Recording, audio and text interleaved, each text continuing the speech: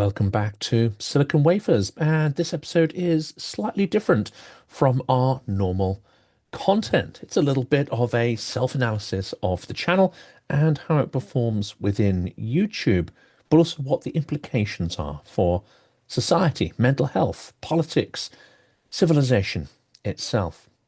Recommendations drive a significant amount of the overall viewership on YouTube, even more than channel subscriptions or search. That's according to YouTube's own engineers, who stress how central this machinery is to what gets seen, when, and by whom. It's clearly laid out in a transparency post on the YouTube blog site, that is blog.youtube.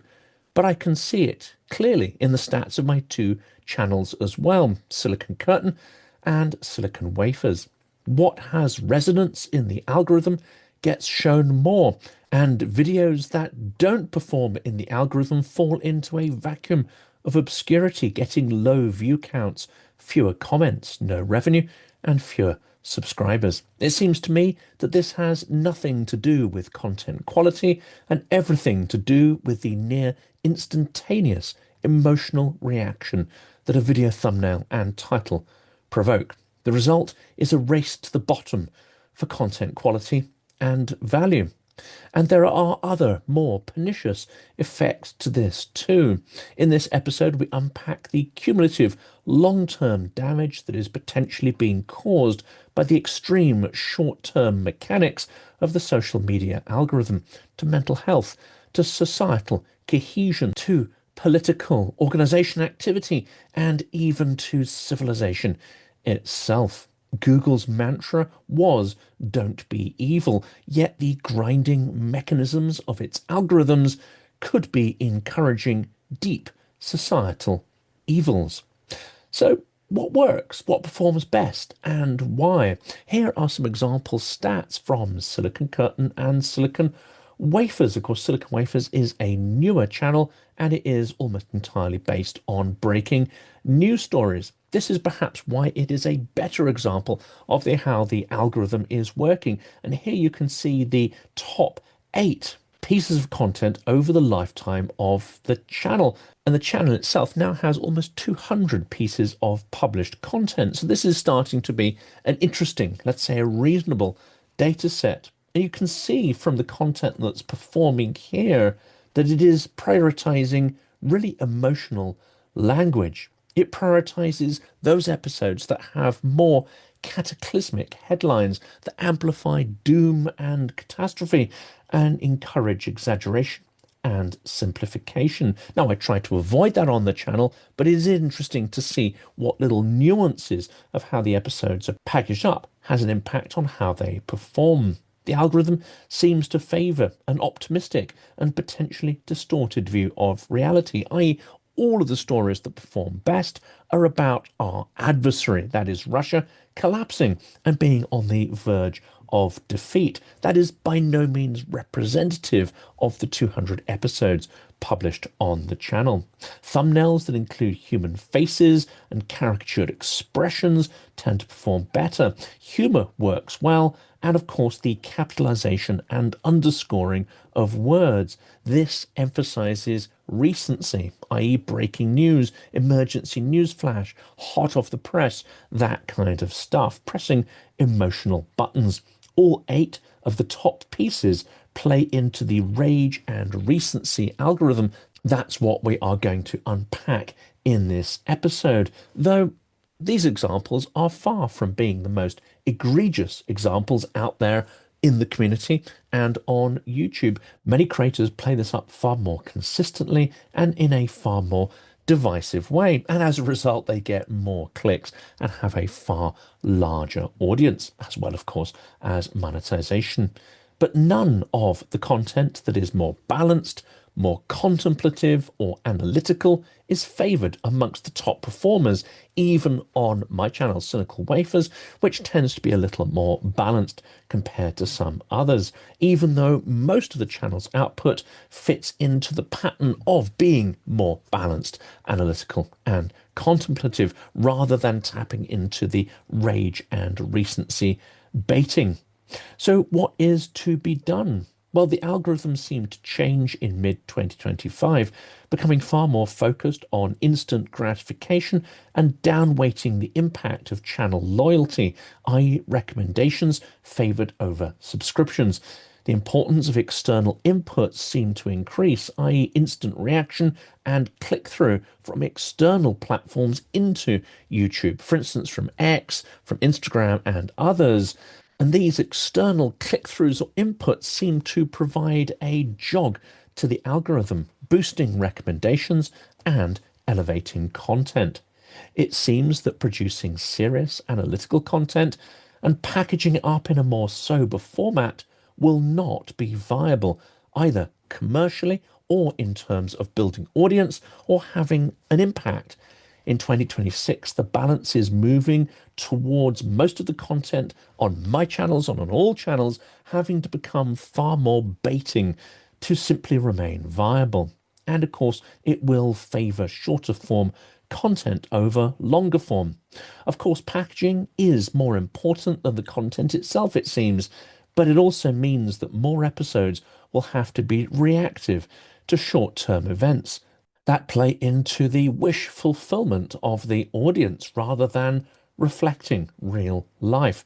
Serious analytical content can still be sneaked in, but it will have to be packaged up in a much more sensational fashion, bordering on being deceptive. Otherwise, it will simply not be shown. It also means that Patreon and Buy Me a Coffee become more important as means of financing.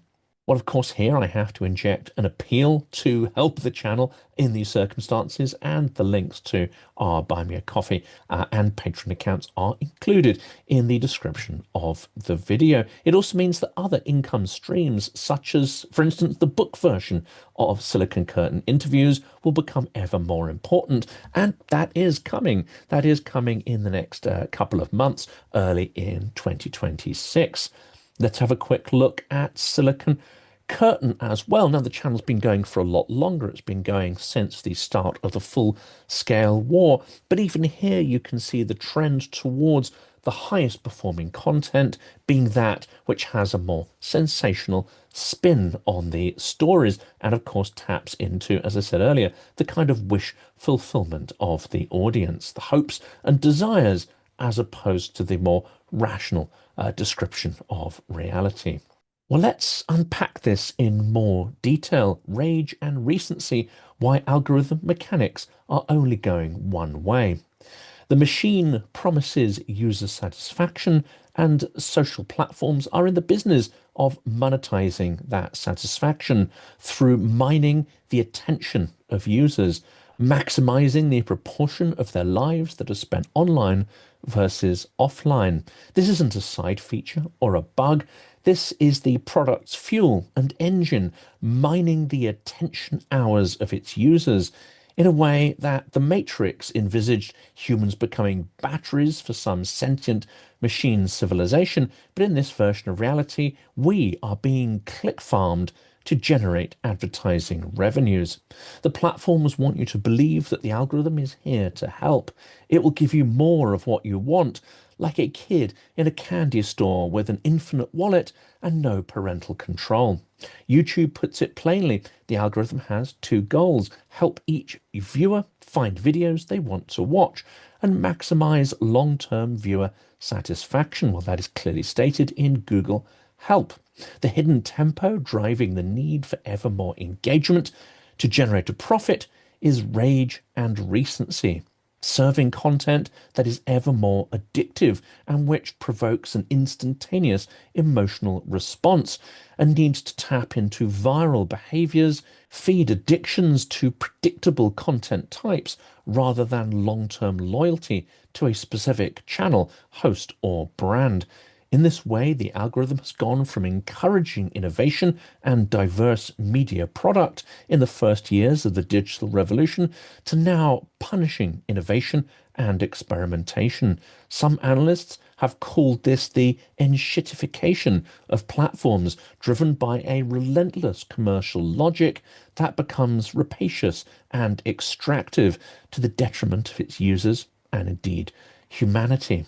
The phrase Enshitification was coined by Cory Doctorow and describes the three-stage decay of online platforms.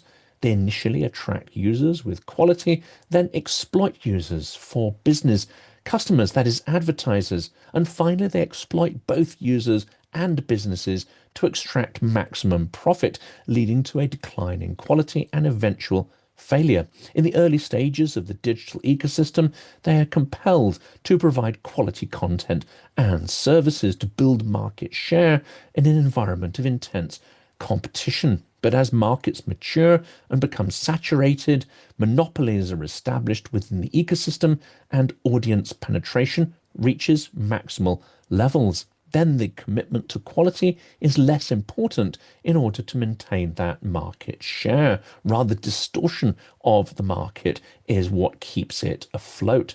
This process is seen in streaming services, i.e. ads on premium, ride sharing, that is high fees, and search engines, more ads with less relevant results. Where platforms prioritize short-term shareholder gain over user experience, turning users and businesses into mere resources to be squeezed even when they pay and pay and pay more.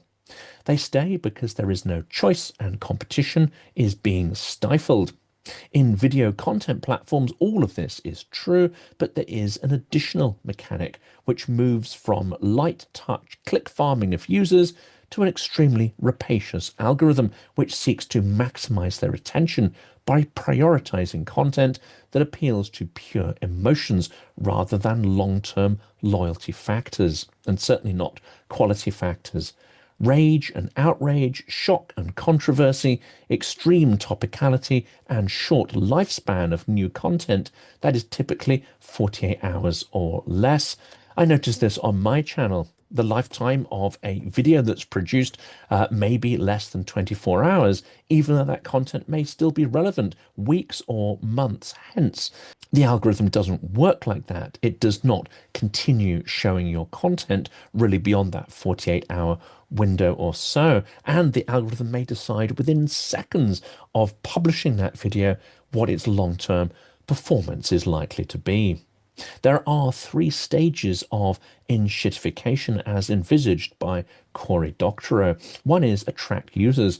Platforms offer great value to users, at least at first. For instance, free services, good content to build a large audience. We are beyond that phase in terms of most of the current social media platforms. Secondly, they attract businesses. Once users are locked in, the platform starts favoring business customers like sellers of advertising over users, degrading the overall user experience.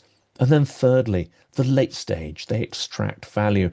The platform then exploits both users and businesses to maximize revenue, often by selling prime slots like search results or playlist slots to the highest bidder, leading to a worse service for everyone. But there is nowhere to go. There is no alternative choice. Examples of this include social media. Facebook, Meta, became less about connecting friends and more about pushing content from businesses and influencers. Streaming, Netflix adding ads to its standard plan, forcing users to pay more to remove them. And then there's search. Google search prioritizing ads and low quality content over genuinely helpful results, while monopolizing more of users' attention with AI-led in-platform content. Then there's marketplaces and delivery. Amazon and Airbnb increasing fees and adding ads despite their dominant market positions. And then there's YouTube, which concerns us more directly. In YouTube and other platforms that offer video content, this manifests when platforms push short-form content by shifting the algorithmic focus from serving users and creators to maximizing profit, leading to a degradation of the long-form content ecosystem and the erosion of stable channel brands. It disincentivizes creators from building audience loyalty or innovating and pushing them towards creating ephemeral, viral content that repeats content themes and formats that are favorable to the algorithm, but not necessarily to the creator or the user. Why this happens is down to some very simple mechanics and the basic decision to serve shareholder interests over those of users. There is a two-sided market. Platforms sit between users and businesses, holding both hostage, especially as traditional media markets such as newspapers are destroyed and eliminated. Then there is monopoly power. In dominant markets, there's little incentive to maintain quality once users have few alternatives. There's little incentive to innovate as well, and no avenues for users to express their discontent.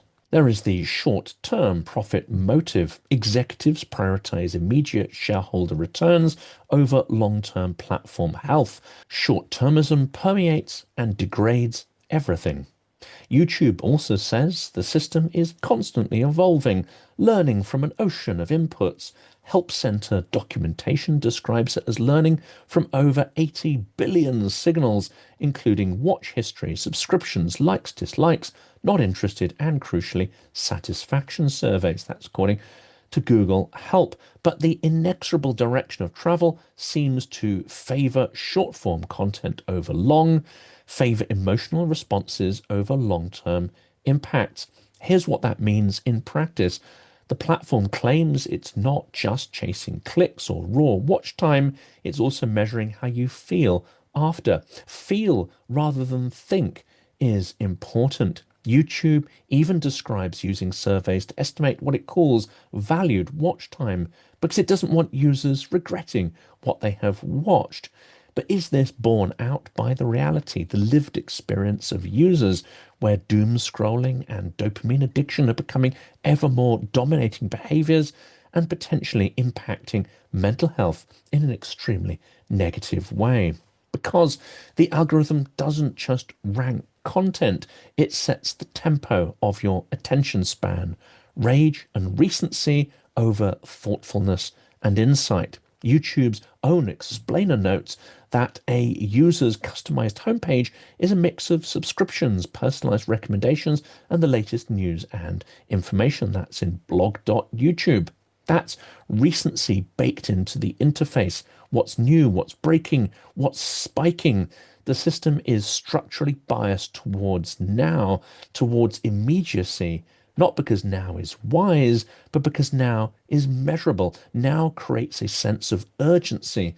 That is digital FOMO. And it's much better material for attention mining and impulsive viewing. The appeal to it can't wait rather than I will queue this for later. It's measurable and it's profitable. That's why search platforms favor it, in particular YouTube. The truth is that even if YouTube's formal goal is long-term satisfaction, the daily competition is for instant reaction, the click, the reflex, the surge of feeling that keeps you clicking from video to video, the digital interruption from reality, the amnesia of scroll bait. Let's turn to the algorithms themselves, the outrage mechanic, how engagement systems amplify rage. There's a reason that rage bait became a defining term in 2025. Oxford Dictionary's word of the year, framing as reported by AP, defines rage bait as content deliberate designed to elicit anger or outrage. And the incentives are not subtle. Rage bait works because outrage is a high-octane fuel for the engagement economy. Comments, shares, quote posts, threads, activity the system can count. The research literature is increasingly blunt about this. One pre-registered randomized experiment on engagement-based ranking found that compared to a reverse chronological feed, Twitter's engagement-based algorithm amplifies emotionally charged outgroup hostile content. That's from Knight First Amendment Institute. And it's even more damning. The same work reports that users do not prefer what the engagement algorithm selects, suggesting the system can outperform your reflexive preferences while still capturing your reactive attention. Well, what does that mean? In other words, the platform can get more engagement by feeding you content you might say that you don't want if you had more conscious choice over the options, because your nervous system clicks before your conscious mind can react and reject. Now add on to that social rewards. A Yale study summary puts it starkly. Social media platforms like Twitter amplify expressions of moral outrage over time because users learn that this language gets rewarded with more likes and shares. This in turn influences content creators or those willing to trade quality for quantity for them to gain and sustain large audiences. A European Commission write-up of related findings goes further, quoting Yale psychologist Molly Crockett, amplification of moral outrage is a clear consequence of social media's business model, which optimizes for user engagement. That's from Cordis. Rage isn't an accident, it's a predictable output of simplistic reward loops, algorithmic and social, loops that are tethered to commercial incentives and resist all attempts to place safeguards around the algorithm or legislative restrictions of any kind. Old world media like television and newspapers were never allowed to operate in this laissez-faire manner, but the oligarchs of the digital age have made vast investments in politics and politicians to ensure that they are not limited in any way by legislative frameworks or regulations of any kind. Now, let's bring this back to YouTube specifically. YouTube insists that it has guardrails, especially for news and information, and that it cares about responsibility. That's on blog.youtube. But we repeatedly see how the platform environment can be exploited at scale because recommendations drive viewership, and the power of brands and loyalty to channels is continuously undermined by the relentless cycle of the algorithm. A recent UK example shows the dynamic in the wild. Over 150 anonymous YouTube channels push fake and inflammatory anti-Labour content, and they amassed nearly 1.2 billion views in 2025, according to research described by The Guardian. Reset Tech's UK director Dylan Sparks gave a quote that should be printed on the wall of every regulator. Malicious actors are permitted by YouTube to spread synthetic news that disrupts political debate in the UK. Again, quoted by The Guardian. Yet this is happening on a global scale. The platforms may not be engaged in ideological warfare as a motive, but they are enabling an environment that favors actors that are purposefully manipulating content for partisan political objectives, and those scaling rage bait and misinformation for opportunistic grifting. The mechanism is the same, a system that rewards attention harvesting at industrial scale and enforces no real rules around quality or objectivity. It will attract people who manufacture attention by any means available. Lies not only spread faster in this environment, but are easier to manufacture at scale than truthful, well-researched, reality-based content. There is a geopolitical and even civilizational aspect to this. There will be consequences. Algorithms optimized for instantaneous emotional reaction produce societies that are easier to destabilize and manipulate because strategic thinking requires time, context, memory, and a certain degree of restraint. And the rage and recency baked into social media algorithms is engineered to dissolve all four of these. You can see the political effect in controlled settings. A Guardian report on a large experiment involving X's For You feed describes how barely perceptible boosts to partisan anti-democratic content produced measurable increases in hostility by other users and content creators, while also spotlighting the underlying business logic. Interventions that downrank divisive content that respond to rage with rationality can reduce engagement volume, which poses challenges for engagement-driven business models, reinforcing the hypothesis that content that provides strong reactions generates more engagement. That content that is more contemplative and rational and not so emotional, well, that doesn't perform nearly as well. That is the trade-off in one sentence.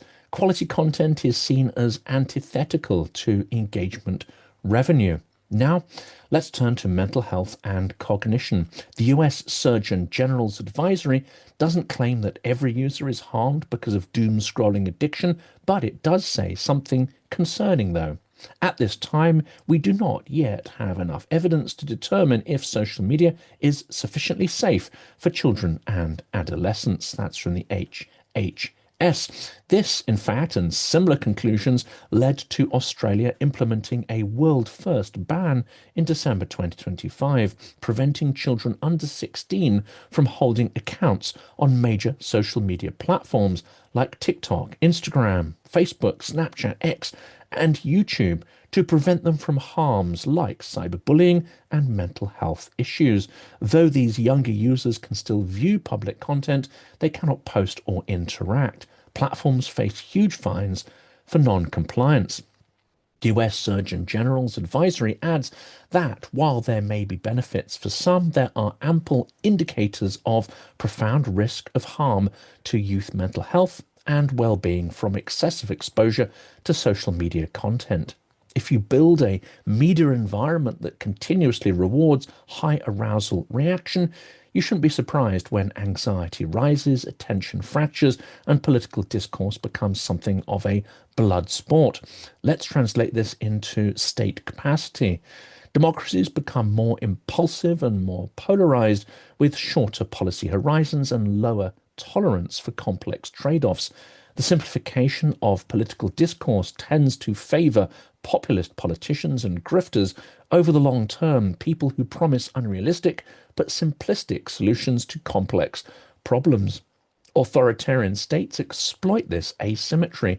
They don't need to convince everyone, they only need to flood the zone with emotionally optimized content, accelerate distrust, and make consensus and coherent strategy politically unattainable. Information operations don't require perfect lies, they require inflammatory feelings, fear, anger, humiliation, disgust, panic, delivered with ruthless accuracy to users through micro-targeting and other mechanisms.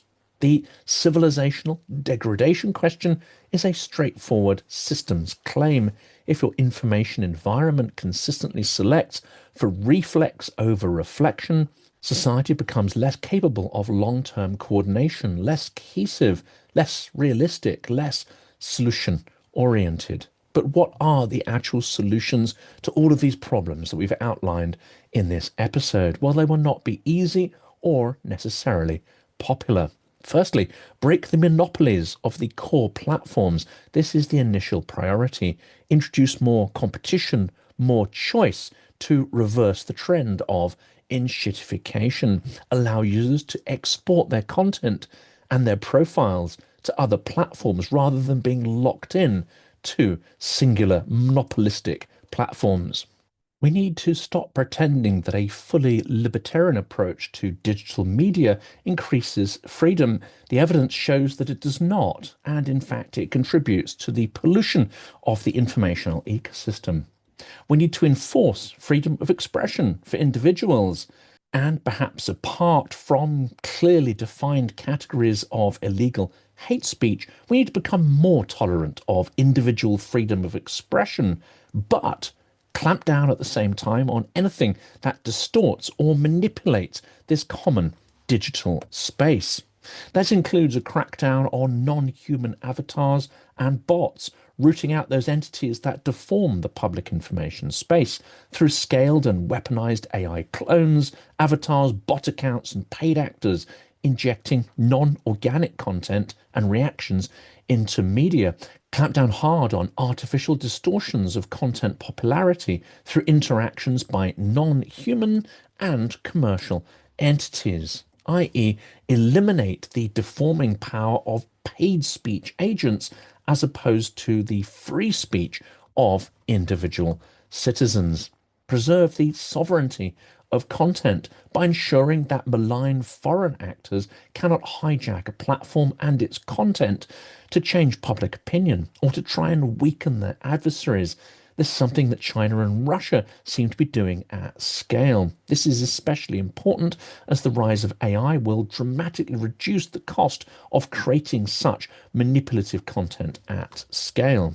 Regulate the algorithms to minimize attention farming and define a public interest aspect to the social media sphere, where pure profit motive and attention harvesting cannot be the prime directive.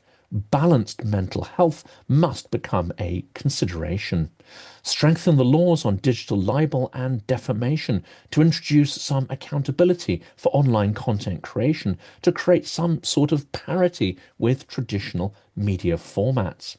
We should demand auditability and transparency. The EU's Digital Services Act explicitly targets recommender systems accountability with audits, risk assessments, researcher access, because these systems shape what people see and how they think and have traditionally resisted any kind of transparency or indeed any research into their societal impacts. Well, that's from Interface.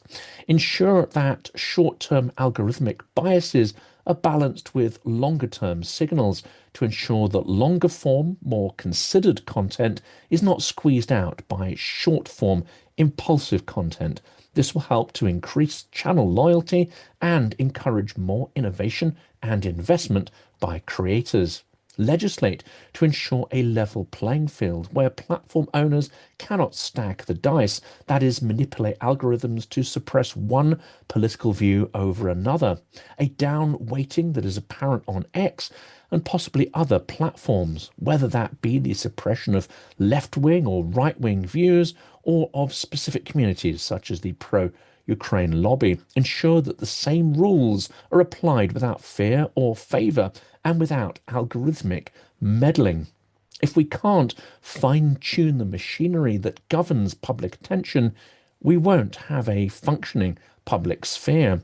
If short-term commercial incentives are dominant, then instead of a public marketplace of ideas and free speech, we'll be left with a casino where the only currency transacted is rage and clickbait, with attention spans and quality spiraling ever downwards.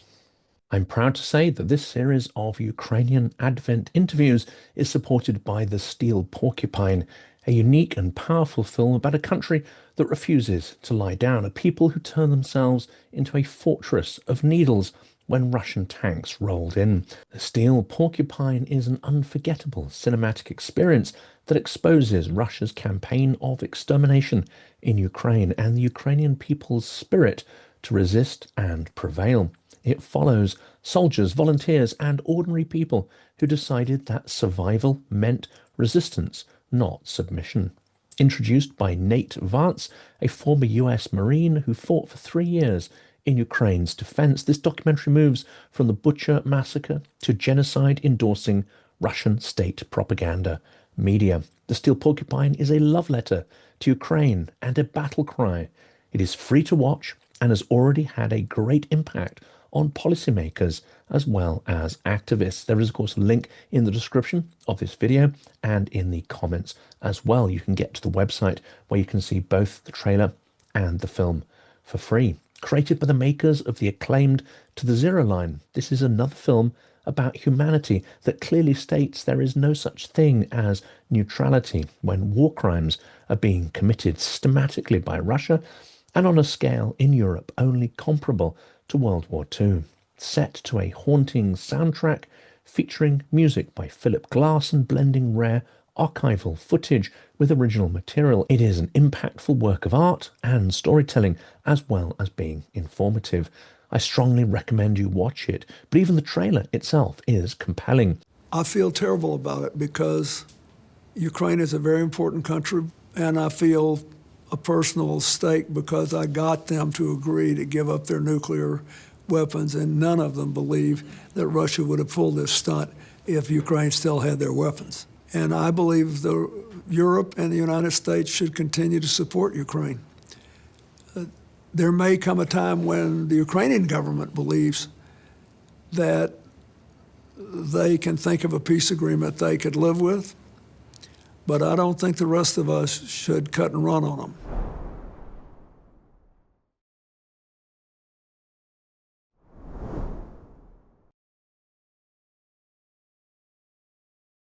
Ukraine Ukrainian people and the Ukrainian military have been underestimated for a period of several years now. And ultimately, I'm convinced from my reflections in observing from an intelligence standpoint that they will fight with their bare hands if they have to, if they don't have terms that are acceptable to an enduring peace. So this is a design for a 3D printed drone frame. The engines are mounted here. The drone motors are mounted here and here and here. What I can do is export these shapes into the slicer.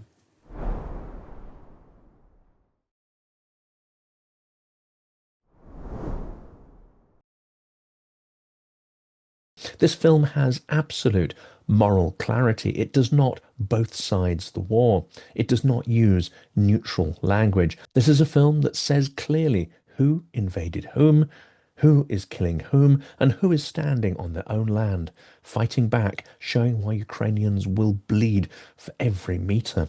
This film is not meant to comfort you. It's meant to arm you with clarity, with solidarity, and with the stubborn, spiky hope that democracies can still fight back and win.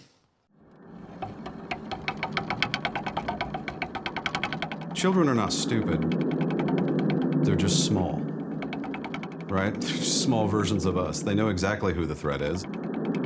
There's almost no families within Ukraine who have not lost a family member or have had a family member maimed by Putin and his army. The Ukrainian people are very resourceful and they're very determined, and they've got a very good reason to be determined. You know, Russia wants to exterminate the Ukrainian nation and just enslave it and absorb it. So they've got every reason to do everything necessary to win this war. Putin was super clear when he started this war that the existence of Ukraine as a sovereign and free country was an unacceptable affront to Russian security. He will not stop until Ukraine isn't a country anymore. We have to put Ukraine in a position of strength, that it has the means to fortify and protect itself from the economic survival to the military resilience. It's basically turning Ukraine into a steel porcupine that is indigestible for potential invaders. Poets have spent their entire lives trying to explain the horrors of war. I am no poet. Anyone who has seen what I have seen would probably think differently about the situation in Ukraine and what the Russians are doing.